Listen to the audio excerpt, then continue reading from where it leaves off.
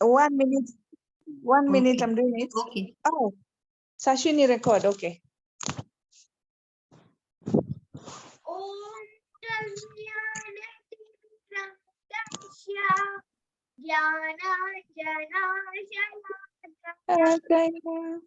चक्षुरुमिलितामेन तस्मै श्रीगुरुवे नमः विचेतनमनोभीष्टं स्थापितं येन भूतले स्वयं रूपा कदा मायां ददाति स्वपदान्तिकम् वन्देऽहं श्रीगुरुं श्रीयुतपदकमलम् श्रीगुरुन् वैष्णवंश्च श्रीरूपं साग्रजातम् सहगना रघुनाथान्वितं तं सजीवम् स्वाद्वैतं स्वावधूतं परिजनासाहितं Krishna चैतन्यदेवम्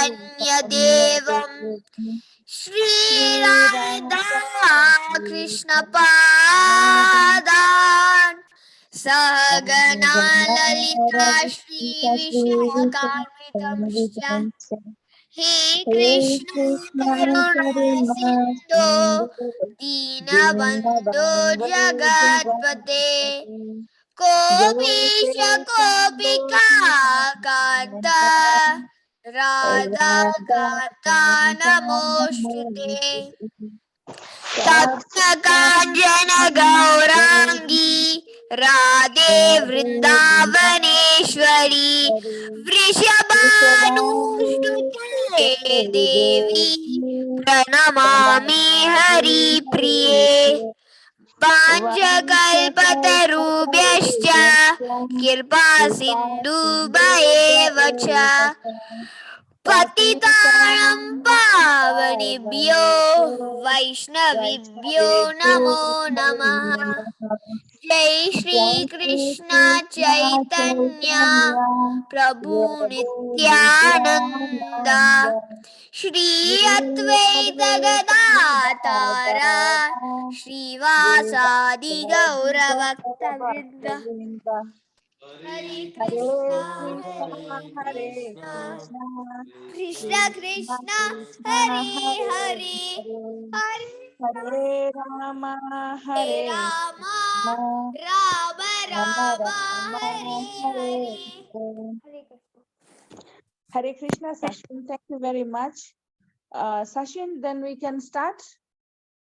Maybe you can do with the, you can start with the prayers and then we'll do the shloka. We can all practice by the time Mataji is joining. You're muted, Sachin. हरे कृष्ण ओम नमो भगवते वासुदेवाय ओम नमो Om Namo भगवते Bhagavate Vasudevaya. Om Namo वासुदेवाय Narayanam Namaskritya चैव नरोत्तमं देवीं सरस्वतीं व्यासं ततो जयमुदीरयेत् नष्टप्रायेष्वभद्रेषु नित्यं भगवत सेवया भगवत्युत्तमश्लोके भक्तिर्भवति नैष्टिकी हरे कृष्णा अप्यद्यनस्त्वं स्वकृति हितप्रभो जिहाससि स्वित् सुहृदो नुजीवन विना ये सम्यचन्यद्भवत्तपदाम्बुजात् परायणं राजसूयोजितं तं हसाम् Hare Krishna. Thank you so much, Sachin. Hare Krishna, Prabhuji, would you like to try?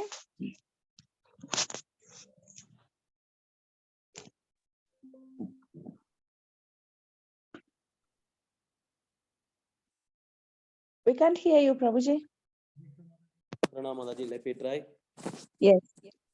Abhyatyanastvam swakrite kida prabho jihasasi sukrito nijitvinah esam nasanyat bhavadabadam pujat parayanam rajaso yojitam kasam. Thank you. Thank you very much, Prabhuji. Kushbu, Hare Krishna.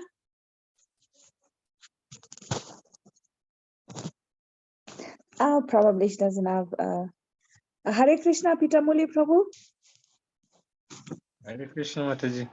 Prabhuji, you can try the shloka. We are all practicing. Okay, I just logged in. I don't know the verse yet. It's 37. So 37. So by the time you, yeah, maybe someone else can go as I look. let me try. Yeah, it's a tough one. Apyadhyana swam swa krite hiya prabho jihasati svi subudro juni nujivina yesham nachanyad bhavata padambujat parayanam rajashoyojitam hasam. So Pitamuli Prabhuji, have you found it? Yeah, Hare Krishna. Okay, so you can try. Okay, let me try. Dandavad Pranam to all the assembled devotees. Api Adhyana Stram Swakrite Hita Prabhu Jihasha Siswit Suhrido Anu Jivina Yeshamna Chanyad Bhavataha Padam Bhujat Parayanam Raja Shuyojitam Mahasam. Thank you so much, Prabhuji. Hare Krishna, Kumar Prabhuji, is it possible for you to do the word to word and then the translation and then the purport? Pitamuli Prabhu, will you be able to do the purport? If you get tired, I can help you. But Yeah, it's okay. it's all right. So, yes. Hare Krishna, thank you, Mataji. Abhi, if, Adya, today, na, us, Tvam, you, Swakrita, self-executed, Ihita, all duties, Prabhu, oh my Lord, Jigasasi, giving up, sweet, possibly,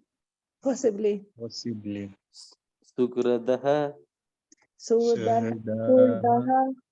intimate friends, Anujivida Vinaha, living at the mercy of Yesham, of whom, na, nor, cha, and anyat, anyone else, Pavadaha, yours, Pada Ambujat, from the lotus feet, Parayanam, dependent, Rajasu, unto the kings, unto the kings, Yojida, engaged in, Amgasam, enmity. Thank you, Maharaj. Hare Krishna. Hare Krishna, Mataji. Danwad Pranam, Mataji, on behalf of everyone in the group. Mataji, we have done the translation, the text and the translation, the word-to-word translation. So how do we go about it, Mataji? That Yes. requested Prabhuji to read. So we can yes? Yeah, whatever you want, Mataji, but I can get started whenever you want me to. Yes, Mataji. Then you can please get started. Thank you so much, Okay. Mataji. Okay, thank you. Hare Krishna. Hare Krishna. Om Ajnanatimirandasya Jnananjanashalakaya Chakshurummilitam Yena Tasmai Shri Gurave Namaha Namo Om Vishnupadaya Krishna Prishthaya Bhutale Srimate Bhaktivedanta Swamin Niti Namine Namaste Saraswati Devi Gauravani Pracharine Nirvishesha Shunyavadi Paschaita Deshatarine Jai Shri Krishna Chaitanya Prabhu Nityananda Shri Advaita Gadadara Shivasadi Gaura Bhakta Vrinda Hare Krishna, Krishna Krishna, Hare Hare, Hare Rama, Rama Rama, Hare Hare. Om Namo Bhagavate Vasudevaya, Om Namo Bhagavate Vasudevaya, Om Namo Bhagavate Vasudevaya. Shrimata Swagata Krishna, Punya Shramana Kirtanaha, Hridayantasto hi Abhudrani, Vidunoti Suvritsatam, Nashtaprayeshu Abhadreshu, Nityam Bhagavata Sevaya, Bhagavati Uttama Sloke, Bhakti Bhavati Nashtiki. Hare Krishna. Jai Srila Prabhupada. All right, dear devotees, we are in the 8th chapter of the first canto, Prayers of Kunti.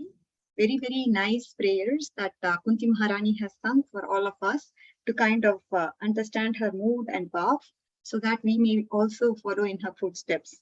So today's verse is verse number 37.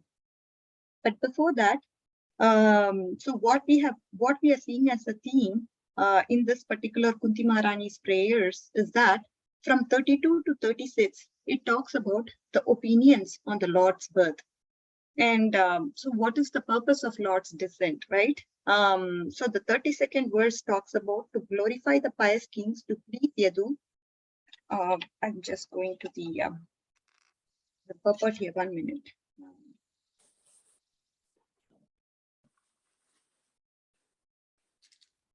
So the various opinions about Lord's birth is kind of, as I said, illustrated in verses 32 to 34. And 35 and 36 actually talks about the real, 35 is talking about the real reason for Lord's appearance. And 36 is talking about the potency of devotional processes. And if you look at the verse that we have for today, it is talking about the complete dependence. That's kind of the theme.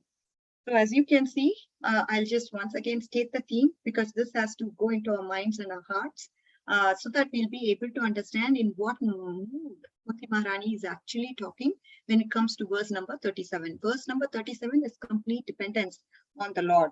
And 32 to 34 is talking about what are various opinions about Lord's birth.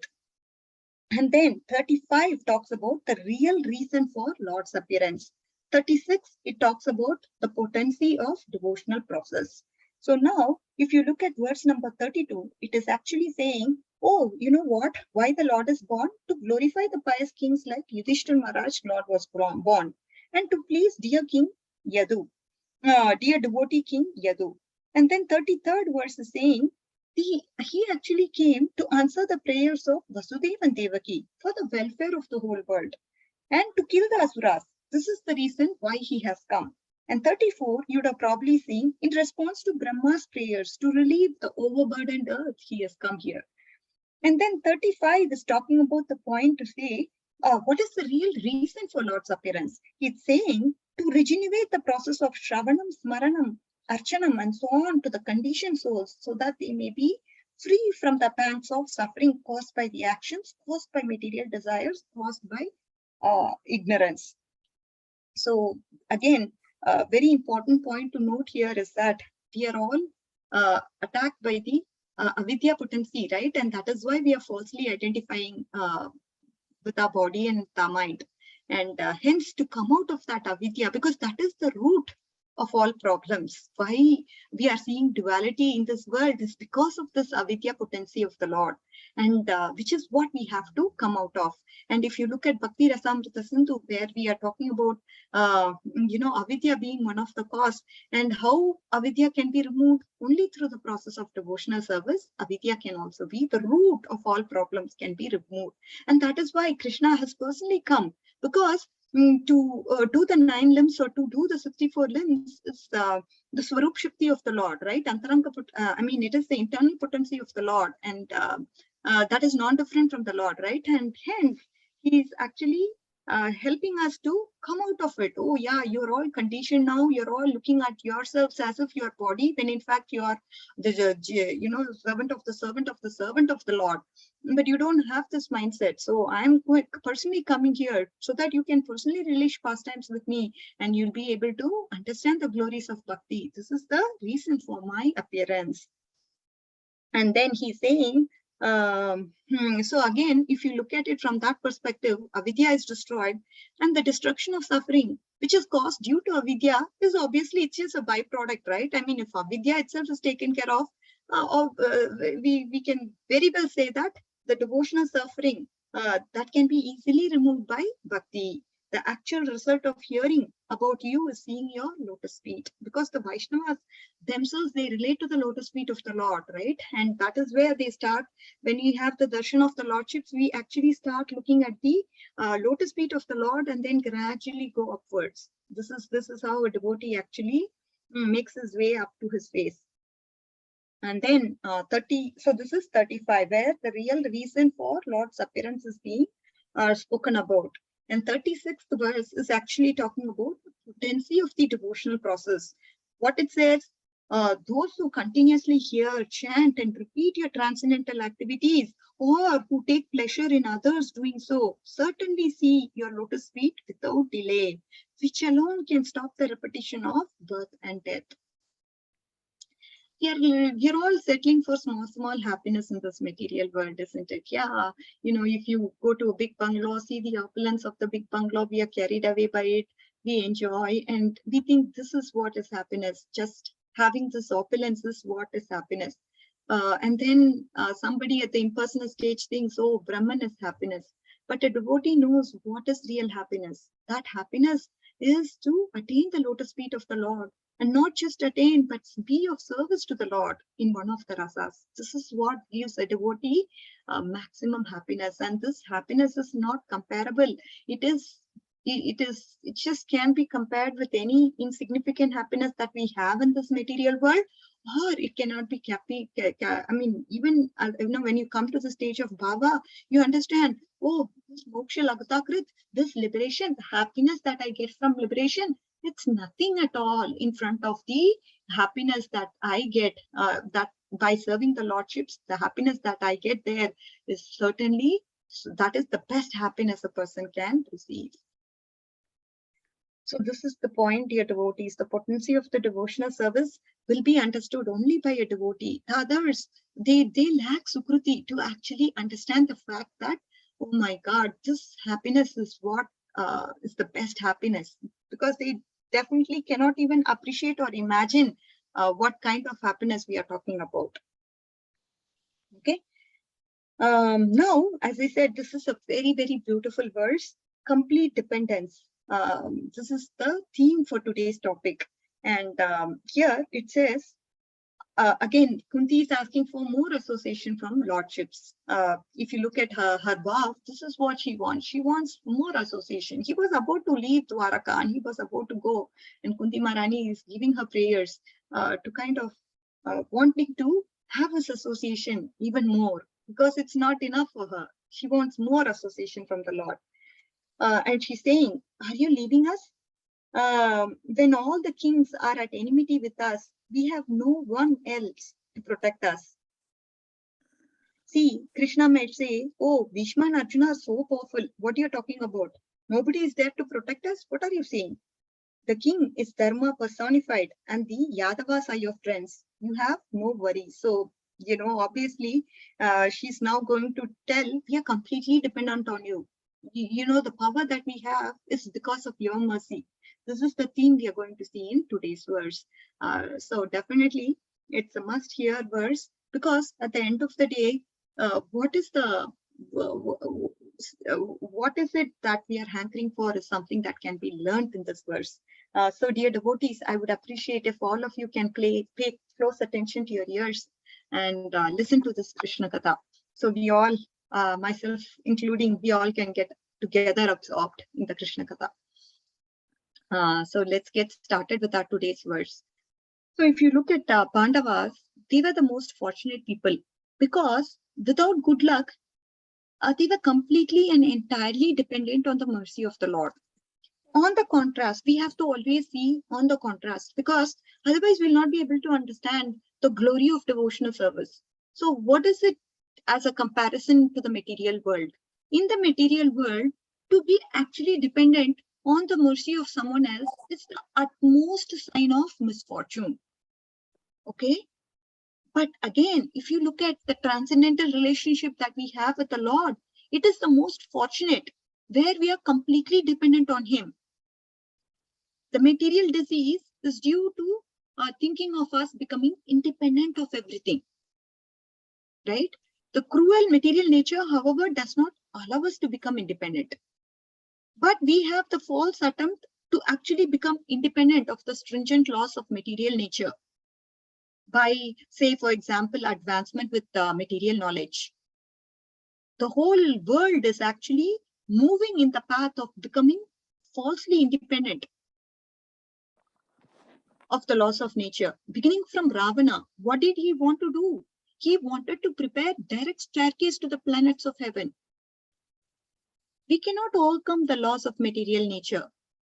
We actually are trying to approach distant, very, very far planetary systems through electronic and mechanical power. But the highest goal, according to Srila Prabhupada, is to work under the guidance of our lordships, work under the guidance of our Guru Parampara, and become completely dependent on the Supreme Personality of Godhead, Lord Krishna. This is what Srila Prabhupada wants. The highest achievement of perfect civilization is to work with valor, but at the same time be completely dependent on the Lord. The Pandavas, they were the ideal executors of this standard of civilization. They were undoubtedly and completely dependent on the goodwill of Krishna. They were not ideal parasites of the Lord. They were highly qualified. If you look at them, they were highly, highly qualified, not only in personal character, but also physical activities. But what is the speciality about them? Even though they were highly qualified in terms of personal character and physical activities, they were completely dependent, or they always look out for the mercy of the Lord, because they knew that every living entity is dependent on the constitutional position. They all have a constitutional position which they have to abide by. And to if you understand what is the constitutional position, servant of the servant of the servant of the Lord, when you understand this constitutional position, what will be above? Automatically, you will just look out. This is all, everything that happens is the mercy of the Lord. This is the feeling a devotee will have, which is what is exhibited by the Pandavas. The perfection of life, as I told you, is to become completely dependent on the will of the Lord, instead of actually becoming falsely independent to this material world. Those who actually try to be falsely independent of the Lord, they are called what? Anatha. That means they are, Anatha means without a guardian. Whereas those who are dependent on the will of the Lord, they are called what? Sanatha. That means they have some sort of protection to them. Therefore, we must try to be Sanatha. And always, so that what happens ultimately when we are Sanatha? We can always be protected from unfavorable conditions of this material existence. Oh, Mataji, what are you talking about? How can we be protected from unfavorable conditions? I will still get dukkha, and I mean, there will still be suffering and happiness. What are you talking about? Can I escape from this? It's just not practically possible. What are you talking about? So this is the point that we need to understand. As I told you, the more we become dependent on Krishna, the more we surrender to his plans, more we understand the will of the Lord, and whatever happens in our life is due to the mercy of the Lord, the more we will be surrendered. And as a result of the surrender, whatever happens in our life is completely taken as if it is just the mercy of the Lord, nothing but mercy. It can be suffering, it can be anything for that matter, but you understand there is an inner motive. God has a bigger plan for us to come closer to his lotus feet, and because of which this is happening to me. And when you look at it from that perspective, everything seems light, everything seems calm, everything seems like, yes, this is what I'm destined for. And this way, because again, we may not be able to understand his plans immediately, but with a period of time, we'll be able to understand and realize that, yes, he wants me to get over this anartha. He wants me to understand what tolerance is. He wants me to understand how a devotee hankers to get to the lotus feet. It is not easy, right? He makes me understand and actually make me understand and feel what love is to him. How can I actually exhibit my love to him? This is what I'm understanding through this incident. So many realizations can come. And he looks at your determination, how even during this point in time, you are never giving up on him. This is a test, dear devotees. We all have to pass through this test. And Krishna gives tests according to how much one can tolerate. That's also a point. So he's expecting a reaction that is favorable to the process of devotional service. If not, he gives you another chance. He gives you another chance. Like that, he wants us to come little by little to his lotus feet. So we forget that the material condition of life is the most undesirable perplexity, right? Bhagavad Gita therefore directs, after many births, one fortunate person becomes aware of the fact, what? That Vasudeva is all in all. And the best way of meeting one's life is to surrender onto him completely. The surrender onto him completely is not an easy thing, dear devotees. We may surrender 10%, 5%, 15%, but the ultimate surrender has to happen. This is the sign of a Mahatma, 100% surrender. All the members of the Pandava family were Mahatmas in their household life. Maharaj Yudhishthir was the head of these Mahatmas, and Kunti Maharani, if you look at her, she was the mother. So for them, separation from Lord is like separation of a fish from water. Srimati Kunti Maharani, she therefore felt the separation is like a thunderbolt. The whole prayer, the Kunti Maharani is trying to persuade the Lord to stay with him after the battle of Kurukshetra. It's not only the Pandavas who are put into the condition of enmity, but all of us are always in this condition, isn't it? The best way is to become completely dependent on Lord, and thereby we can overcome all the difficulties in this material world. Kunti Maharani is pleading actually to Krishna, please don't leave the city of Hastinapur. The great battle of Kurukshetra, why is it fought for? It was fought for to establish Dharma in this world. And Krishna, he explains in Gita that he appears in the world to re-establish Dharma, to annihilate the miscreants, to protect the devotees. All these three purposes were fulfilled through this great battle, right? Pavitranaya Sadhuna. So, Mahabharata, what type of warrior was Arjuna? How nicely, how gallantly he fought through the war with his Gandiva bow and Bhima with his mighty mace. How they destroyed with great endeavor all the sons of Dhritarashtra, the 100 sons of Dhritarashtra. Maharaj Yudhishthira, how he painstakingly arranged all of the armies on the field. And then, his brothers, how the brothers of Yudhishthira supported him when he was saying, yeah, we have to fight, how they rallied and supported to help him support for a cause, right? All these great warriors, the Pandavas, along with their armies, they endured so much pain, so much suffering, so much hardship. Those 18 days that they fought, right? They were ultimately victorious. But Kunti is saying, Krishna, you only executed the duties. Krishna gave all credit to Arjuna, saying, you are the winner of the war. But the Pandavas, although they may think, yes, Yudhishthira, Arjuna, Bhima, they won the war, they were actually cognizant that Krishna did everything himself. And they very well understood the fact that they were just instruments.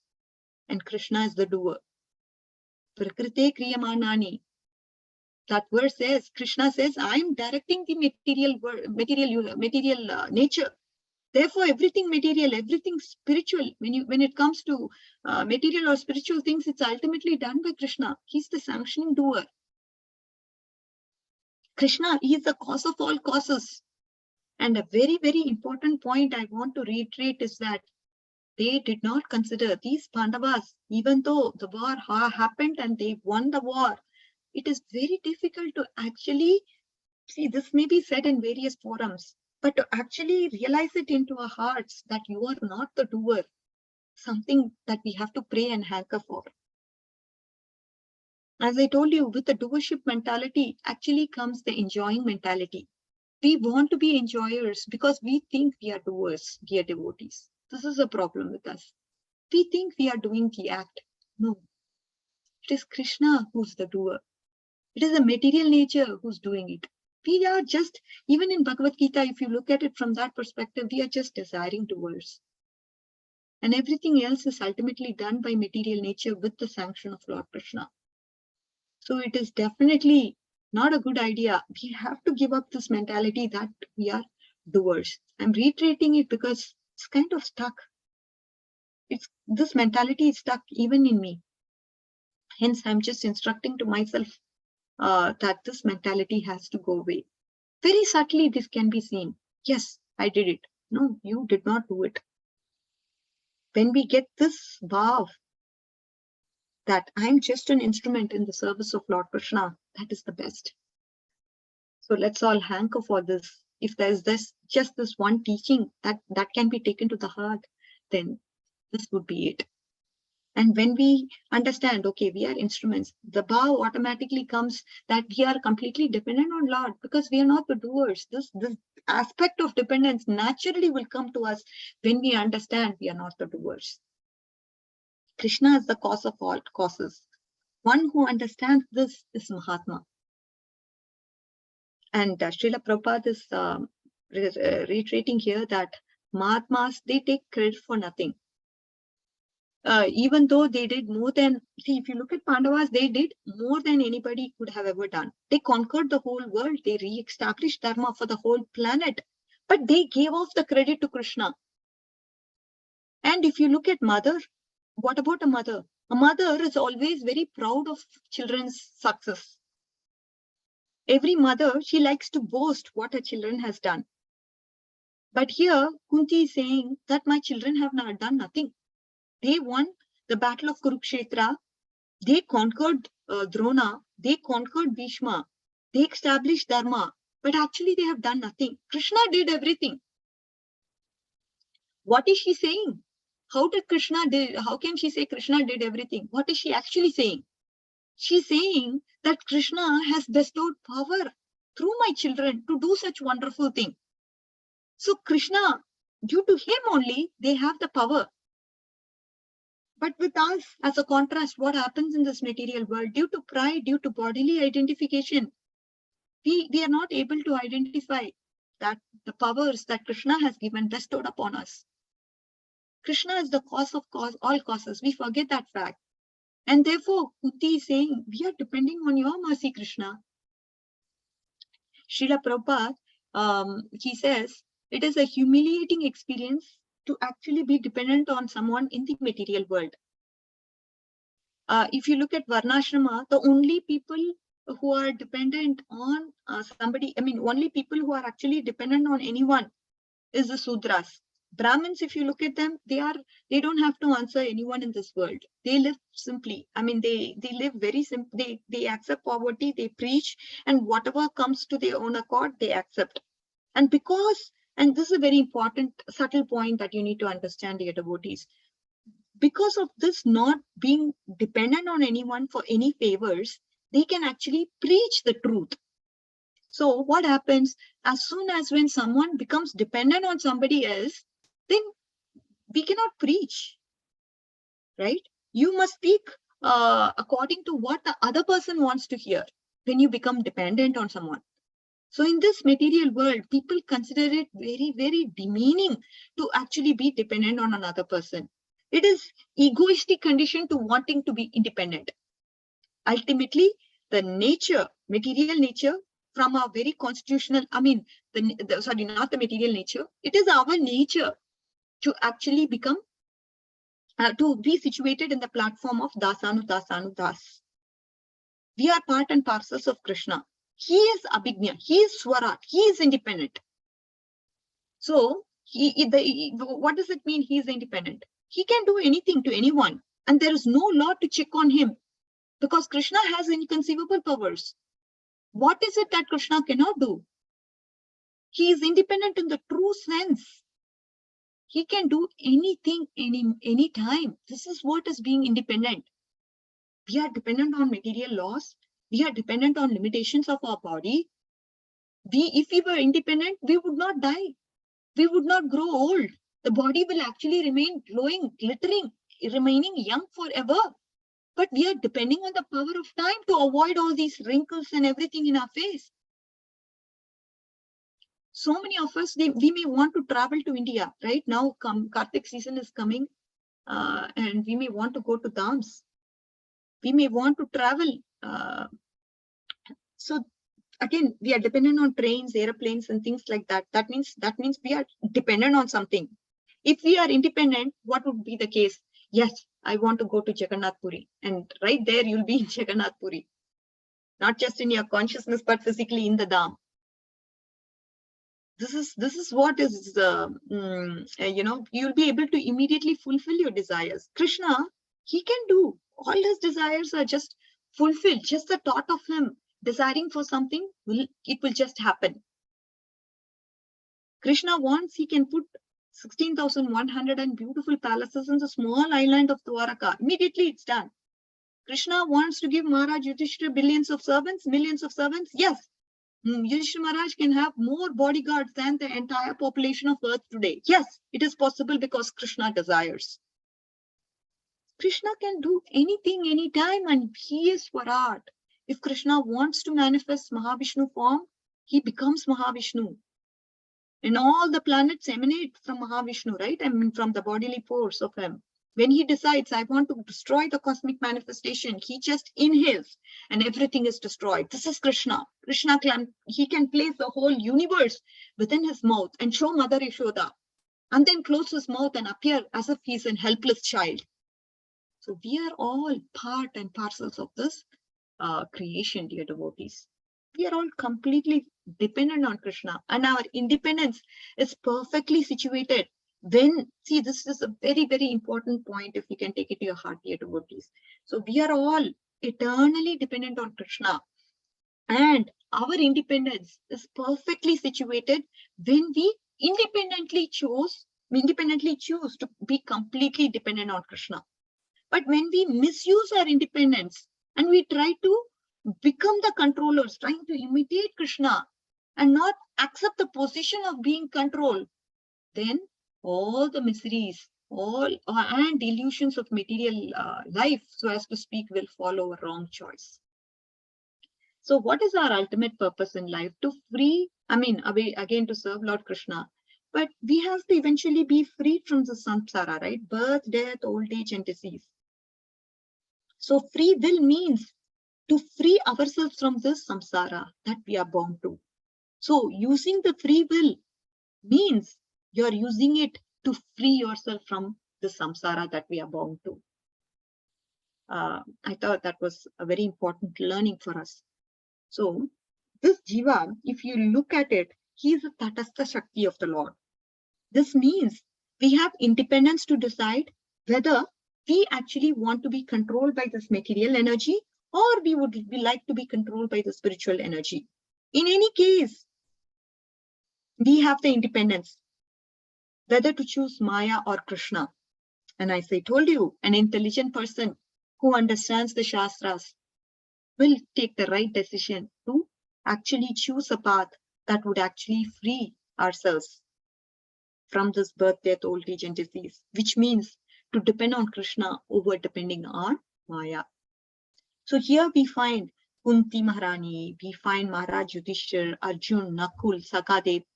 Although they are kings of the whole world, everyone is subjugated by them. They realize they are completely dependent. Later in Srimad Bhagavatam, we see so many cases. In Srimad Bhagavatam also, if you look at how when Krishna left the planet at Prabhat Kshetra, Arjuna came to Dwaraka. There one incident happened. There were many queens of Krishna and Arjuna was trying to bring them to Hastinapur safely.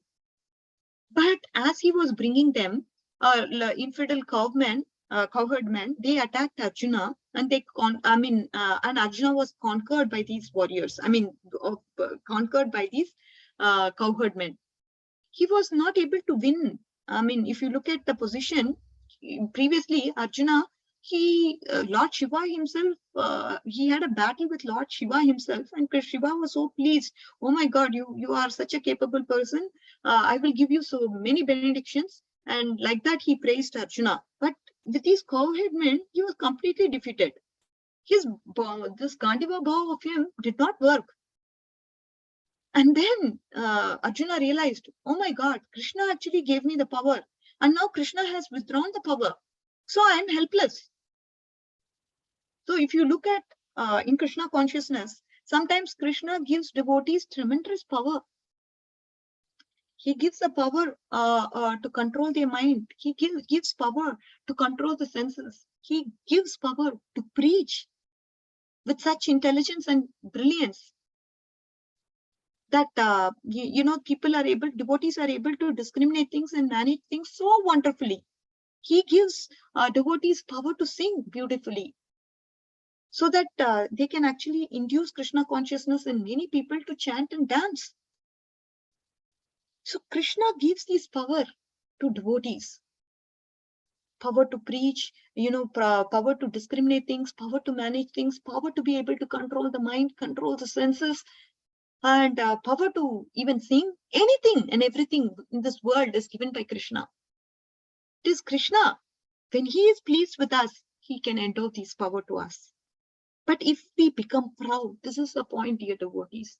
If we become proud, if we think it is my power, if I start to enjoy and abuse my power that I'm given, that is the cause of downfall. Whatever Krishna has given us, it is his mercy, and he can withdraw it any time if we are proud. This is the point. And even if we are a great tapasvi, if you think, oh yeah, I'm a great tapasvi and I can control the grossest temptations of our mind and senses, and if I start becoming proud, then he can withdraw it. Krishna can make us a fool within a second. Krishna can take away this power of speech, the power to sing, the power to actually breathe. Everything Krishna can take away in 1 second. But the point that Kunti Maharani is trying to say is that because we are always dependent on you, Krishna, this is what we want. We want to always be dependent on you.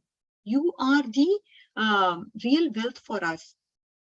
What is the use of this great kingdom? What is the use of this wealth and power without you, Krishna? Krishna, you are the object of real opulence. You are the source of all opulence. If we have you, Krishna, then we have everything. If we lose you, Krishna, we have nothing. The foolish people in this material world are struggling so hard for what? For getting some money, just to get some prestige, to get some good health. But for devotee, this is all great illusion. And Kunti Maharani's prayer, she very emphatically brings this point out. Those people who are infatuated by possession of physical beauty, great wealth, high birth, and prestigious education, these people, they become so proud that they cannot call out your name feelingly. They cannot chant your name with a mood of dependence, depending on your mercy. Gauranga Mahaprabhu, He taught us how to chant properly. Ugayitam nimeshena chakshusha pravishayitam shunyayitam jagat sarvam govinda virahena me. That without you, Krishna, the whole world is empty. It's void. There is nothing that is attracting. Look at the world today. There is so much gold. There is so much silver. There is people buy cars, nice houses, nice accommodations, television, stereo sets, nice roads, nice parks. Kunti is saying, this is all big zero without you, Krishna. There's no meaning. There's no fulfillment. There's no purpose if we have all this without you. I'm nothing without you, Krishna. When we speak about depending on Krishna, Shunyayitam Jagat Sarvam Govinda Virahena me. The whole world is void without you. And when we chant the holy name in this spirit, in the spirit of helplessness, recognizing that we are ultimately dependent on you, Krishna, then every breath that we take, we could chant the holy names properly. This is the mood Gauranga Mahaprabhu has taught us. From our scripture, Srimad Bhagavatam is the Praman for all of us.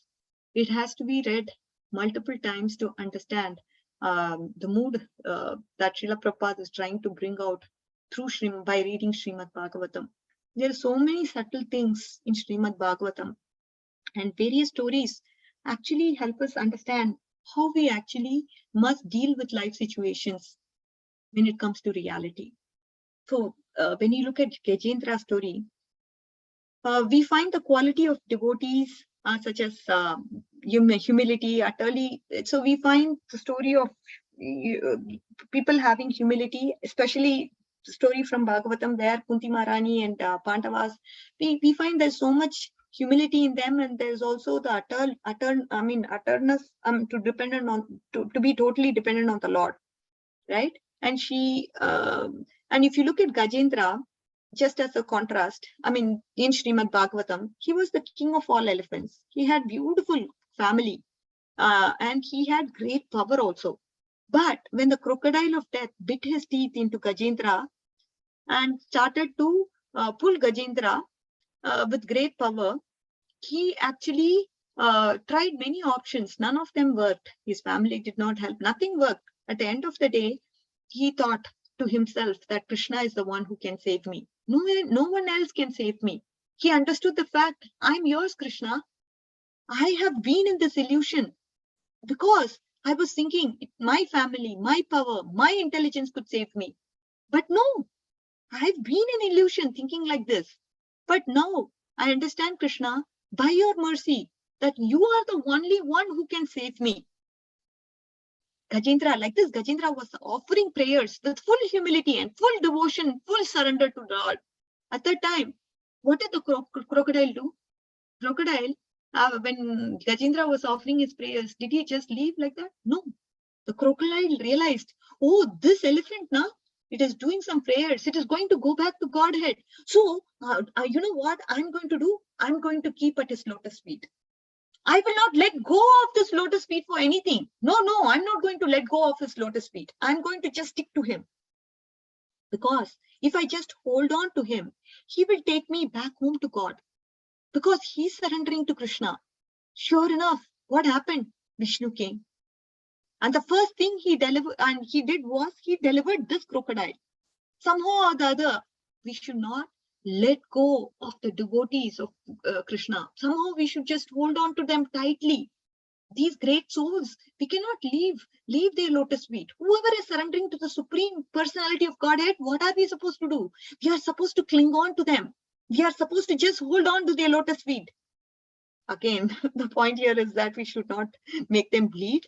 But at the same time, Gajendra was in the state of taking shelter to the Lord. He didn't even notice that the crocodile was trying to catch and giving pains to him later. He was completely immersed in Krishna. He came to a position of samadhi, remembering the Lord through his prayers. This is Gajendra, dear devotees. It was just a brief summary that I told about Gajendra. But it's such a powerful story. So much nectar is there in the story from Srimad Bhagavatam. Another case is Prahlad. Prahlad, how as a 5-year-old child, he had no physical power to defend himself, right? He was completely fearless. Even though he didn't have the ability to fight back with his father or the army, he was completely fearless. How can someone be in this state? Tell me. In this material world, if we are being attacked by a set of robbers, what will happen? We become fearful of death, isn't it? This boy, he was attacked by so many Rakshasas, but still he was completely fearless. Why? The person who doesn't have fear can only make us fearless. Who's that person? That person is Krishna. See, he was utterly dependent on the mercy of the Lord. Krishna, you know what? If you want, you protect me. Hiranyakashipu, he conquered. If you look at Hiranyakashipu, he had so much power. He conquered so many people. So the heaven was under his control. But still, he was perplexed and bewildered, looking at the state of Prahlad, who was not at all afraid of anything. Prahlad, what is he saying? Krishna, I depend completely on you. I put myself in your lotus feet. And what power in this world can disturb me? If you want me dead, I will die. What's the big deal? I will come to you. If you want me alive, what will this insignificant Hiranyakashipu can do to me? He's insignificant. The whole story of Prahlad is just utter dependence of mercy, on the mercy of the Lord. Ambrish Maharaj, Durvasa Muni created such he created such trouble for him. He even made up a monstrous demon that came out of the fire. But at that time, Ambrish Maharaj, he didn't try to defend himself. He was also a great king. He could have mobilized the armies and the soldiers. But he stood up with folded palms in front of Krishna. I'm yours. Do as you like. This is surrender. This is utter dependence. This surrender that we are having, that definitely has to increase by the day. The mood of surrender. Maybe it's 5% now, 10%. If, slowly, our job is to get to a point where we completely surrender to Krishna's will, Krishna's plans, and do devotion, pure devotion all the time. That is the day when we achieve perfection. So till then, we just have to keep trying and again beg to Krishna to bestow the mercy upon us. How about the Vrajavasis? The Vrajavasis, although see they are all in different Rasakya, Madhurya, Vatsalya, they don't recognize Krishna as Lord. They think Krishna is their most blessed object of love and affection. Still, when dangers come to them in Vrindavan, even though they do not consider Krishna as God, they completely are dependent on him. When the fire was blazing around them, all the cowherd boys, they turned to Krishna. Krishna, please save us. Krishna swallowed the fire. And Indra, he was throwing torrents of rains, Samvataka clouds, which is used for the destruction of planetary systems. Samvataka fire, it burns everything. Samvataka cloud puts out the fire with torrents of rain and makes all the planets into one huge ocean. Delude into one huge ocean. So there are different stages of pralaya, right? Obviously the planets will go underwater. In the descent, so the rain was falling so much. And the gopis, what did they do? They came to Krishna. Krishna, please save us. You can only save us. This is the mood of dependence, even though they do not worship Krishna as Lord. But what do? They go to Krishna with a mood of surrender, with a mood of complete dependence on him, with a mood that Krishna is the only savior of my life. I am yours, Krishna. This is the mood that they have. Anything from Bhagavatam teaches us this pure devotional aspect as to how we have to be utterly dependent on the Lord, and utterly with a mood of pure devotion, we have to surrender. It is only love that can bind, isn't it? Only if there is love, there will be reciprocation. Only when there is love, you will be able to do anything for the Lordships. So the point that I'm trying to say at the end of the day, this surrender, this dependence can happen when there is love. Then there is faith that Krishna is everything. Krishna is the ultimate. Krishna is the cause of all causes. Krishna is there, Krishna is my ultimate well-wisher. when we think and have this reciprocal mood with Lord Krishna, we will be able to do anything for Krishna. That is when Anukulyasya Sankalpa will happen. We will start doing things that are favorable for Krishna when this mood develops. These are all limbs of Sharanagati. But at the end of the day, the faith has to grow little by little. Avanti Brahman, another story from the Srimad Bhagavatam. This Avanti Brahman, how he how people actually, they were spit. I mean, this Avanti Brahman was basically, that's coming in the 11th canto. People are spitting on him, people are kicking him, people are blaspheming him. And in that condition, he fell to the lotus feet of Krishna from the core of his heart, utterly depending on Krishna. And that's how he attained perfection. So Srimad Bhagavatam, each and every instant in Srimad Bhagavatam can teach beautiful lessons as to how we can act. I don't know if I should go any further because I'll just at least leave 5 minutes for question and answers. So maybe we can stop here. Vanchakalpatarubhyasya kripasindubhya evacha patitanam pavanebhyo Vaishnavebhyo namo namaha. Anantakoti Vaishnav Vrinda ki jai. Namacharya Srila Haridas Thakur ki jai. Srila Prabhupada ki jai. Gaura Bhakta Vrinda ki jai. All glories to the assembled devotees. All glories to all of you. Hare Krishna. Jai Srila Prabhupada. Hare Krishna. Thank you very much, Mataji, for the class, for the wonderful class, teaching us that we totally have to depend on Krishna. Yeah. Are there any questions?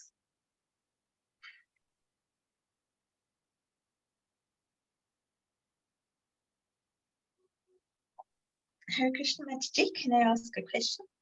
Yes, Mataji. Hare Krishna. Thank you, Mataji. Thank you for the lovely class. So my question is on surrender. What are some of the practical ways of surrendering to Krishna? So we can, we can obviously say to Krishna, we can call out his name. We can say, Krishna, I'm yours. But is there any other practical ways in which we can surrender to Krishna? Yes. The two most important practical way that you can actually surrender to Krishna is actually doing things that are favorable for Krishna and avoiding things that are unfavorable for Krishna consciousness.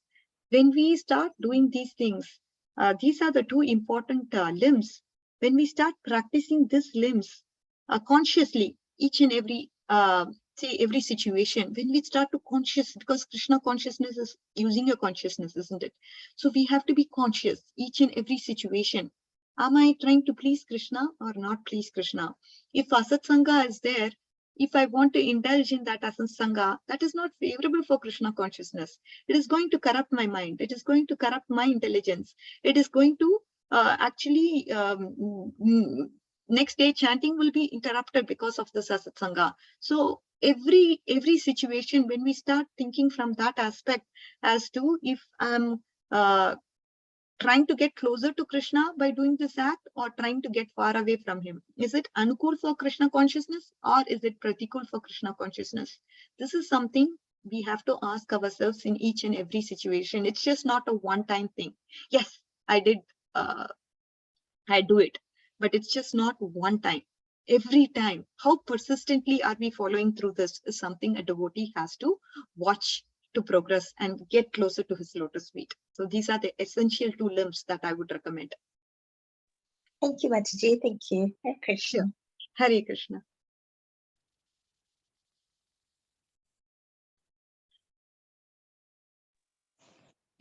Hare Krishna. Any other question or comment?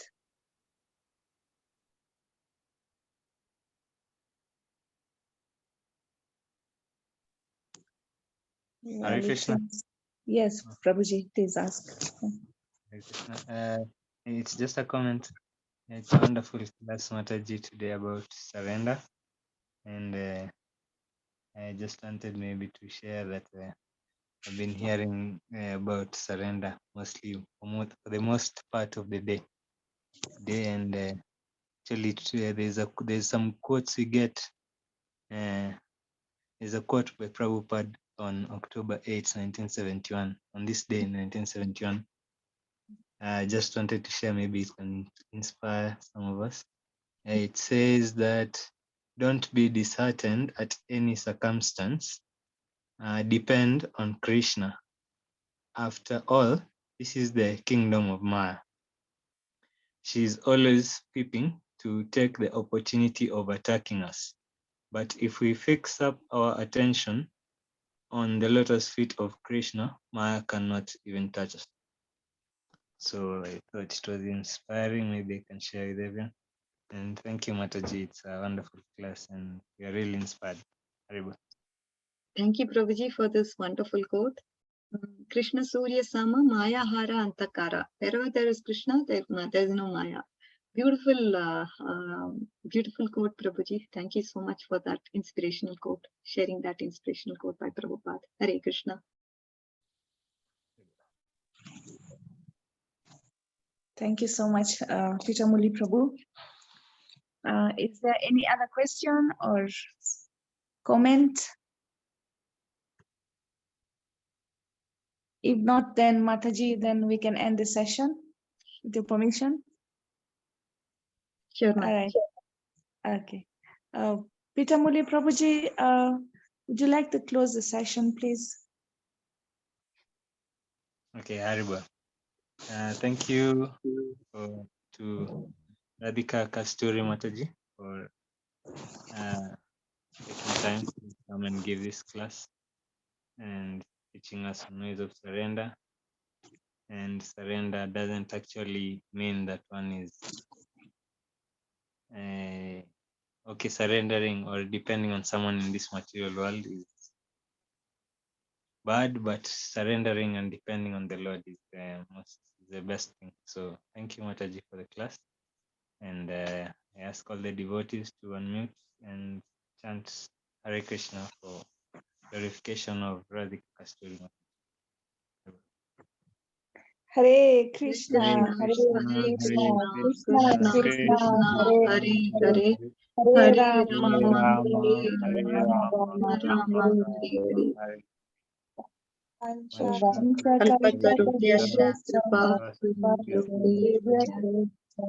Patitanam Pavanebhyo Vaishnavebhyo Namo Namah.